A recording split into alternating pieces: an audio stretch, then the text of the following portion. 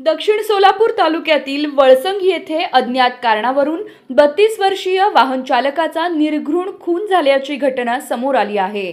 धारदार शस्त्राने मान, खांदा व पोटावर वार केल्यानं मोठ्या प्रमाणात रक्तस्राव होऊन तो जमिनीवर कोसळला। त्यानंतर आरोपीने पुन्हा त्याच्या डोक्यात दगड घातल्यानं त्याचा जागीच मृत्यू झाला। विशेष म्हणजे रक्ताने माखलेले शस्त्र हातात घेऊन आरोपी स्वतः वळसंग पोलीस ठाण्यात हजर झाला। ही बाब पाहून पोलीस अधिकारी व कर्मचारी अवाक झाले। माहिती घेतल्यानंतर पोलिसांनी तातडीने घटनास्थळी धाव घेतली, मात्र खुनामागील नेमके कारण अद्याप स्पष्ट झालेले नाही।